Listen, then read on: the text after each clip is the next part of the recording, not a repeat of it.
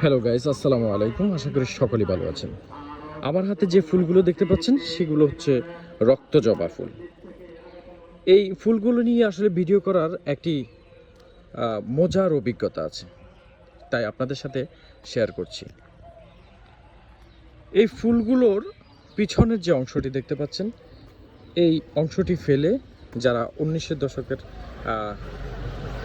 ছেলেমেয়েরা এই ফুলগুলোর পিছনে মধু থাকতো, মিষ্টি একটা পানি থাকতো, সেটা মুখে দিয়ে টেনে সবাই খেত এবং মজা পেত।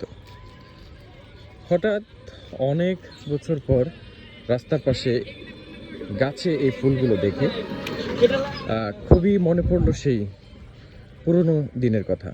তাই আপনাদের সামনে তুলে ধরলাম। কে কে এই ফুলের পিছন থেকে মধু চুষে খেয়েছেন সে ব্যাপারে কমেন্টে জানাবেন, সে বিষয়ে জানাবেন। ধন্যবাদ সবাইকে। সবাই ভালো থাকবেন, সুস্থ থাকবেন।